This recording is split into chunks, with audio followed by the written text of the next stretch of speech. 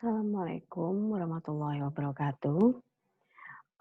Hari ini saya akan membantu, para dosen yang mencoba untuk, membuat grup di mata kuliah yang ada di LMS. Awalnya saya membuat grup,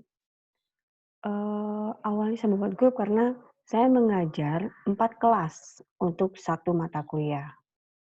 Jadi di situ saya menemukan kesulitan untuk memisahkan 4 kelas itu dari satu mata kuliah. Akhirnya saya ambil kesimpulan bahwa 4 kelas itu harus saya pisahkan. Nah, bagaimana cara saya memisahkannya?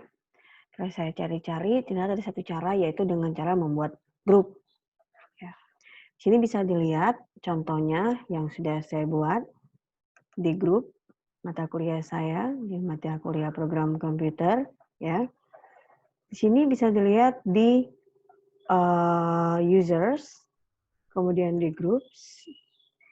Sini ada 2 kelas yang saya ampuh, yaitu kelas 4 PPA dengan 24 mahasiswa dan kelas 4 PPB dengan 22 mahasiswa.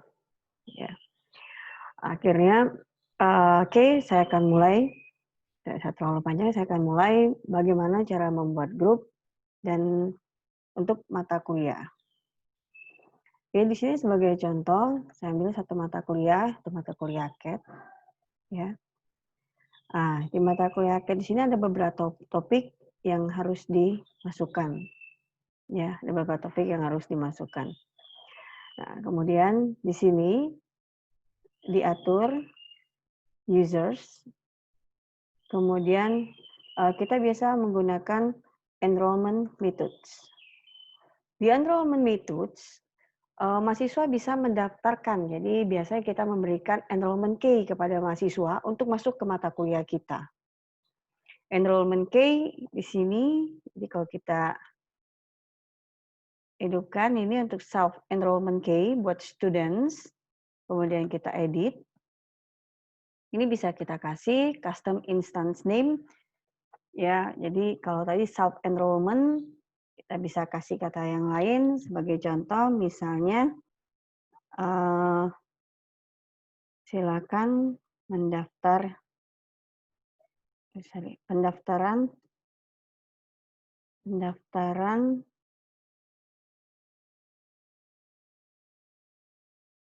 secara manual. Allow existing enrollments, ya, kalau memang sudah ada enrollments-nya, ya. Kemudian allow new enrollment, tetap yes, jadi kita bisa mengizinkan kalau ada yang mau masuk ke mata kuliah kita, dan enrollment key, ya. Enrollment key yang ada di sini adalah enrollment key mata kuliah. Jadi sebagai contoh di sini saya buat CAT 2D, 3D. Nah, kita bisa langsung menggunakan use group enrollment case. Kita aktifkan use group enrollment case, yes, ya. Jadi pada saat student melakukan self enrollment, dia bisa langsung masuk ke grup, ya. Ini nggak usah diatur, jadi student bisa masuk kapan saja karena kita baru mengaplikasikan LMS ini, ya. Jadi student bisa masuk kapan saja. Untuk start date, end date-nya ini nggak usah diaktifkan, jadi student bisa masuk. Kalau sudah, kita bisa masukkan welcome message. Jadi sebagai contoh misalnya, selamat bergabung di mata kuliah CAT 2D, 3D. Save changes. Sehingga nanti pada saat mahasiswa masuk ke mata kuliah kita, mereka akan mendapatkan kata-kata ini, selamat bergabung di mata kuliah CAT 2D, 3D. Nah, untuk masuk mata kuliah kita memberikan enrollment key yang ini kepada mahasiswa, CAT 2D, 3D. Nah, ini udah biasa kita gunakan. Nah, sekarang, tadi saya bilang seperti kasus saya bahwa ada 4 kelas yang saya asuh. Sehingga dari 4 kelas itu, kalau semuanya self enrollment, satu kelas itu ada 24 orang mahasiswa, sehingga 4 kali 24 ya itu ada 96 ya mahasiswa yang masuk ke saya ya. Ada mahasiswa yang masuk yang harus saya pilih pada saat mereka nanti mau melakukan absensi, mereka mau melakukan upload file ya.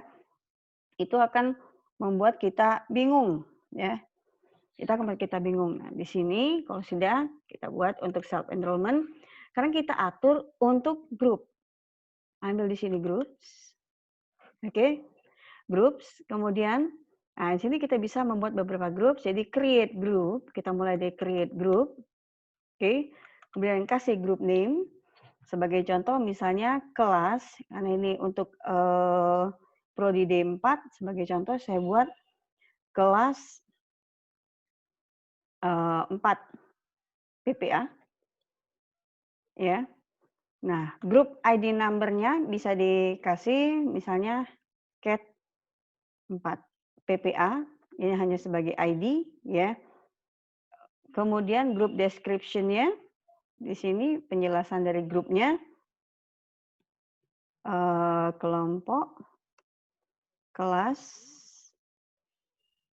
4 PPA untuk mata kuliah CAT 2D, 3D. Oke, CAT 2D, 2 dimensi, 3 dimensi. Kemudian enrollment key. Kok ada 2 enrollment key? Iya, enrollment key yang pertama tadi adalah enrollment key mata kuliah. Jadi pada saat mahasiswa memasukkan enrollment key yang pertama tadi, mahasiswa akan masuk ke mata kuliah kita.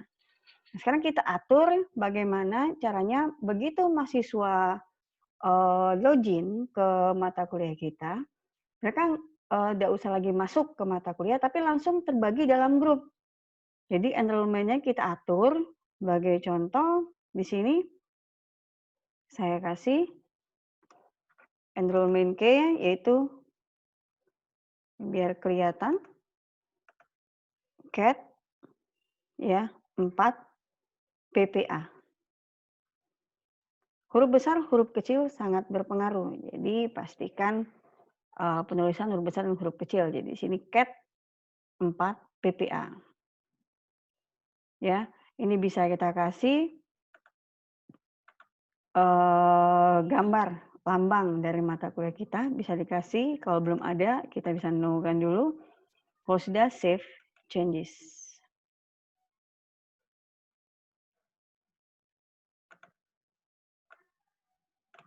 Oke, kalau terkena error seperti ini, password must have at least one lowercase letters.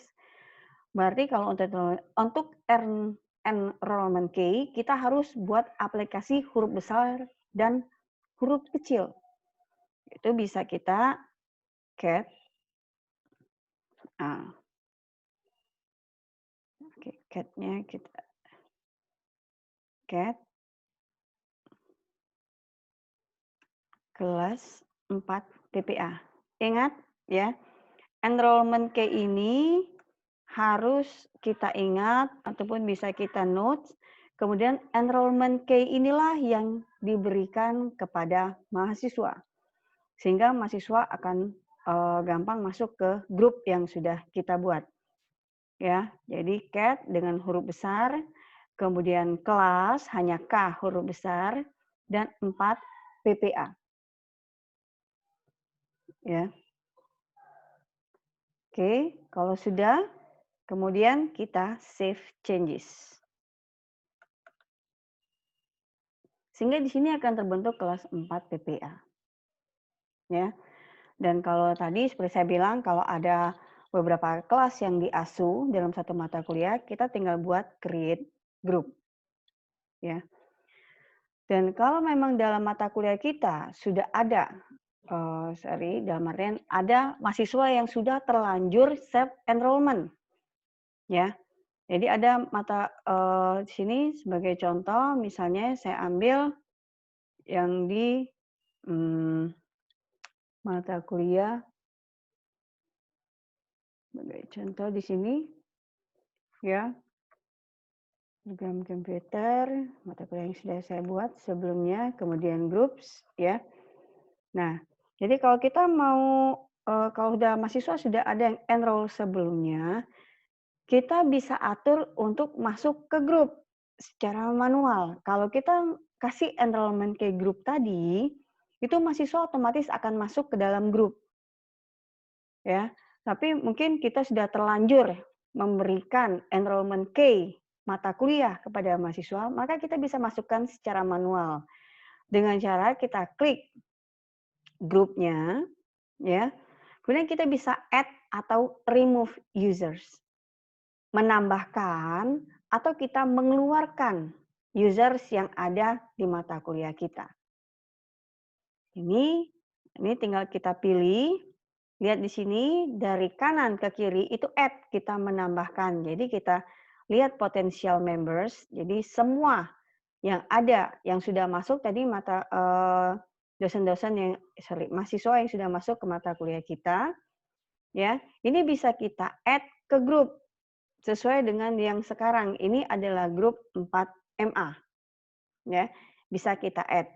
Atau sebagai contoh sini saya masukkan nama Aditya Rinaldi ke grup 4MA. Ya, otomatis di sini nama Aditya Rinaldi akan masuk sebagai anggota grup 4MA. Ya.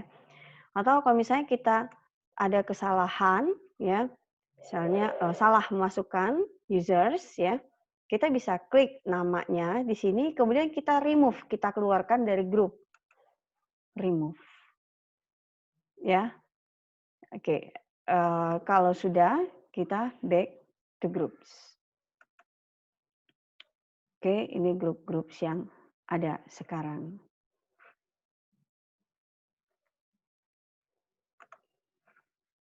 Oke, fungsi dari grup di sini, fungsi dari grup, ya, ini akan memudahkan kita pada saat pengelompokan.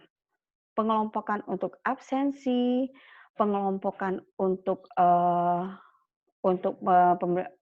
assignment. Jadi mahasiswa bisa mengumpulkan tugas berdasarkan kelas dan juga untuk mempermudahkan kita melihat apakah semua mahasiswa sudah masuk ke dalam LMS kita, ya. Ya kalau kita lihat di overview, ini adalah semua mahasiswa yang sudah masuk. Jadi ada kelas 4MA, 4MB, 4MD, dan 4ME yang sudah masuk ke dalam mata kuliah saya, di mana kelas 4MA ada 21 orang, 4MB ada 21 orang, 4MD ada 17 orang, 4ME ada 17 orang. Ini secara overview. Tapi bisa kita lihat dari grup seperti ini, kita bisa lihat ini nama-nama yang sudah masuk ke dalam mata kuliah kita.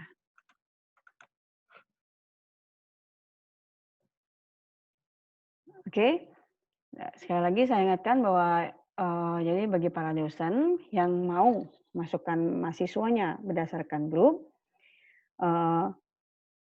berikan kepada mahasiswa itu enrollment key group, ya. Jadi enrollment key yang ada di grup. Jangan memberi enrollment key.